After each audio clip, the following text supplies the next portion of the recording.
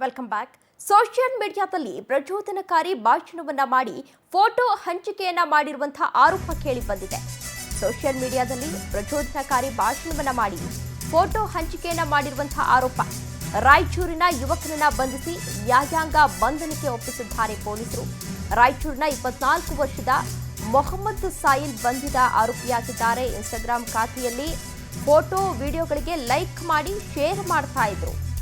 ವಿವಾದಾತ್ಮಕ ಮೆಸೇಜ್ ಅನ್ನ ಮಾಡ್ತಾ ಇದ್ರು. ಫೋಟೋಗಳಿಗೆ ಲೈಕ್ ಮಾಡೋದು, ಶೇರ್ ಅನ್ನ ಕೂಡ ಮಾಡಲಾಗ್ತಾ ಇತ್ತು. ಅದರಿಂದ ಆತನನ್ನ ಬಂಧಿಸಲಾಗಿದೆ. ರಾಣಾಬಾಯ್ ಎಂಬುವರ ಇನ್ಸ್ಟಾ ಫಾಲೋವರ್ ಆಗಿದ್ದ ಮೊಹಮ್ಮದ್ ಸಾಯಿಲ್ ಮೊಬೈಲ್ ಪರಿಶೀಲನೆ ವೇಳೆ ಯುವಕ ಸಿಕ್ಕಿಬಿದ್ದಿದ್ದಾನೆ. ನಿನ್ನೆ ದಿನಾಂಕ 8 ಆಗಸ್ಟ್ ಅಂದು ನಮ್ಮ ಸದರ್ ಬಜಾರ್ ಪೊಲೀಸ್ ಸ್ಟೇಷನಲ್ಲಿ ಒಂದು ಪ್ರಕರಣ ದಾಖಲಾಗಿರುತ್ತದೆ.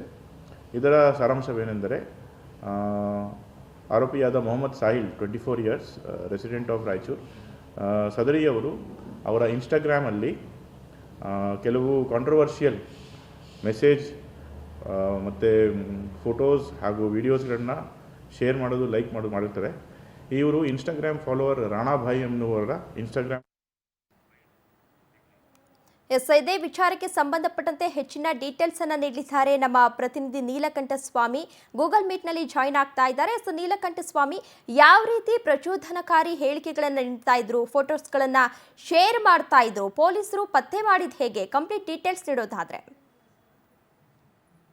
ಹೇಳ್ಬೇಕು ಅಂತಂದ್ರೆ, ರಾಯಚೂರಿನಲ್ಲಿ ಈ ಒಂದು ವ್ಯಕ್ತಿ ಮೊಹಮ್ಮದ್ ಸೋಹಿಲ್ ಅಂತ ಏನಿದಾನೆ, 24 ವರ್ಷದ ವ್ಯಕ್ತಿ. ಈ ವ್ಯಕ್ತಿಯನ್ನ ಮೊದಲಿಗೆ ಯಾವುದೇ ರೀತಿಯಾಗಿ ಅನುಮಾನಗಳು ಕಾಡ್ತಾ ಇರಲಿಲ್ಲ. ಯಾವಾಗ ಹೊರದೇಶಗಳದು ಮತ್ತು ರಾಣಾಬಾಯ್ ಅನ್ನೋರ ಒಂದು ಪೇಜ್ ಅನ್ನ ಫಾಲೋ ಮಾಡ್ತಾರೆ, ಲೈಕ್ ಮಾಡ್ತಾರೆ, ಅಲ್ಲಿ ಬರುವಂತಹ ಪ್ರಚೋದನಕಾರಿ ಹೇಳಿಕೆಗಳಿರುವಂತಹ ಇಮೇಜ್ ಗಳನ್ನ ಅವರು ಇಲ್ಲಿಂದ ನೇರವಾಗಿ ಬೇರೆ ಬೇರೆ ಗ್ರೂಪ್ ಗಳಿಗೆ ಶೇರ್ ಮಾಡುವಂತದ್ದು, ಅವುಗಳ ಕಡೆಯಿಂದ ಲೈಕ್ ಪಡೆಯುವಂತದ್ದು ಮತ್ತು ರಾಣಾಬಾಯಿ ಅವ್ರನ್ನ ಏನು ಅಪ್ಪಟ ಅಭಿಮಾನಿ ಅನ್ನೋ ನಿಟ್ಟಿನಲ್ಲಿ ವರ್ತನೆ ಮಾಡ್ತಾ ಇರುವ ಹಿನ್ನೆಲೆಯಲ್ಲಿ 2-3 ರೀತಿಯಲ್ಲಿ ಕಳೆದ 3-4 ದಿನಗಳಲ್ಲಿ ಅವ್ರನ್ನ ನ್ಯಾಯಾಂಗ ಬಂಧನಕ್ಕೆ ಪಡೆದಿದ್ರು.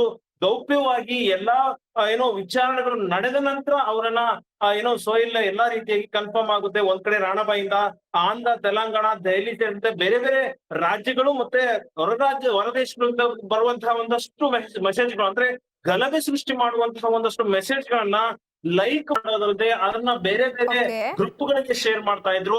ಎಲ್ಲೋ ಒಂದು ಕಡೆ ದೇಶದಲ್ಲಿ, ರಾಜ್ಯದಲ್ಲಿ, ಅದು ಕೂಡ ರಾಯಚೂರು ಜಿಲ್ಲೆಯಲ್ಲಿ ಕೋಮು ಗಲಭೆಯನ್ನ ಸೃಷ್ಟಿ ಮಾಡ್ಬೇಕು, ಅಶಾಂತಿಯನ್ನ ಹುಟ್ಟಿಸಬೇಕು ಅನ್ನೋ ನಿಟ್ಟಿನಲ್ಲಿ ಎಲ್ಲಾ ರೀತಿಯಾದಂತಹ ಒಂದು ಕಾರ್ಯಚಟುವಟಿಕೆಗಳು ಈ ಒಂದು ಸಾಮಾಜಿಕ ಜಾಲತಾಣದಲ್ಲಿ ನಡೆದಿತ್ತು.